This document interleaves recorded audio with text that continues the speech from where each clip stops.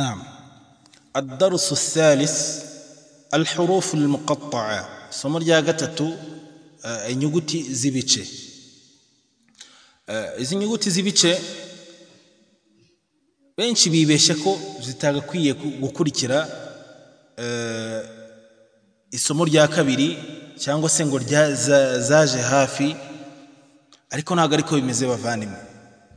Ni gute musannif umwanditsi atari gushyira izi nyuguti ahangaha kandi izi nyuguti tuzivuga muri rasmu nako muri ismu yazo, yani buri hurufu tuyivuga muri ismu yayo, buri nyuguti tuyivuga mu izina ryayo. Ni gute tutari itari kuza ku isomo rya gatatu?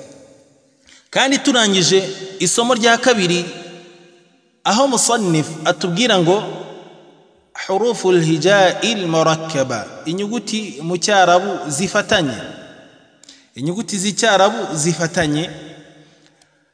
Turangije gusoma mu isomo muri titre isoza tugaragaza inyuguti ya qaf, qaf tugaragaza waw, tugaragaza qaf waw fa waw fa qaf lam qaf fa lam ya fa mim mim ha mim lam mim ta mim ta mim ta.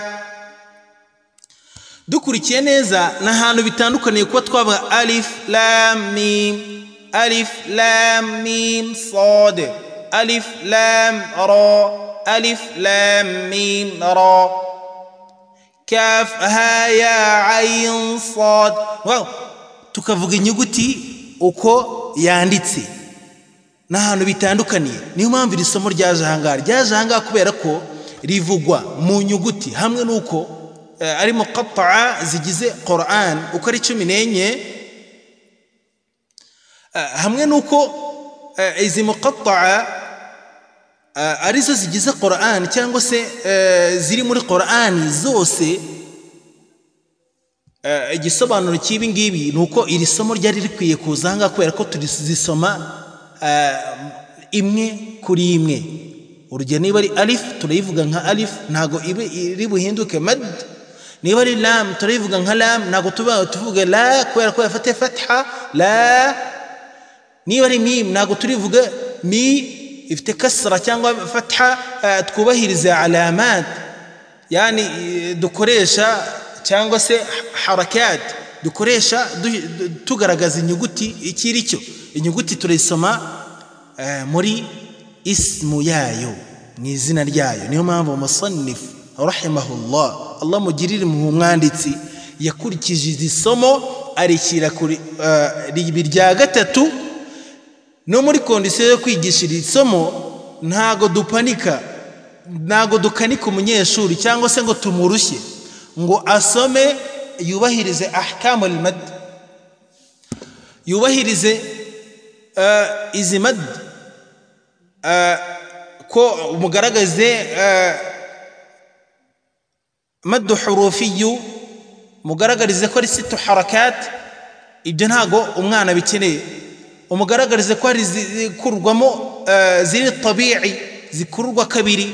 Umugaragarize ko hari ziri jaiz, ushobora gukurura 4 cyangwa 6.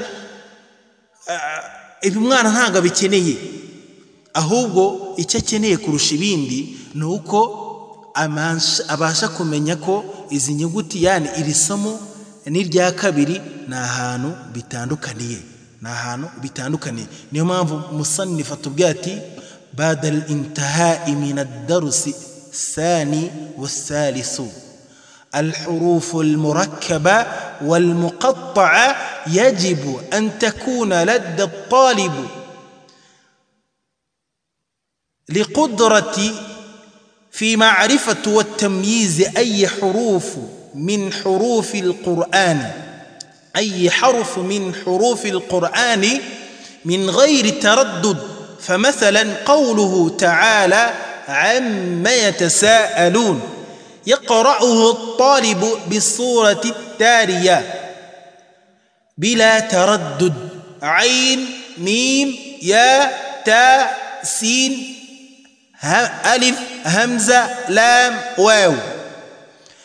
Niyo mpamvu umwanditsi tubwira ngo nyuma yo kurangiza isomo rya gatatu rya kabiri n'irya gatatu, inyuguti zifatanye n'inyuguti z'ibice ari byo ziri ngiri muqatta'a, ngo ni itegeko ko umunyeshuri agomba kuba azi, asobanukiwe, atandukanya, azi ukuri ko kumenya nta gushidikanya inyuguti yose mu nyuguti za Qur'an, nta gushidikanya. Nk'urugero rw'imvugo ya Allah subhanahu wa ta'ala, amma yatasaalun, yani amma yatasaalun yaqra'uhu, ngo umunyeshuri akwiriye gusoma mw'ishusho ikurikira cyangwa se mu buryo bukurikira nta gushidikanya.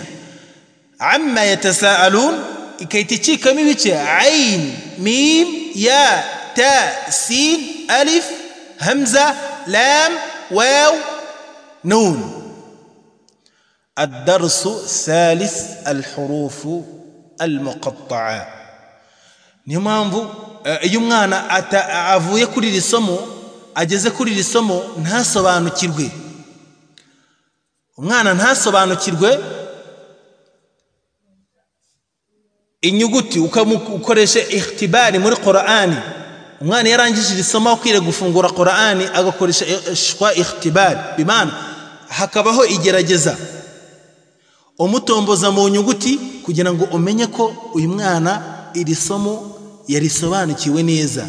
Iyo atarizi tumusubiza inyuma agasubiramo isomo rya kabiri akongera akaryiga neza, akiga n'isomo rya gatatu. Wallahu a'lam. Wassalamu alaykum wa rahmatullahi wa barakatuh. turaje twinjire muri izi muqatta. barakallahu fikum.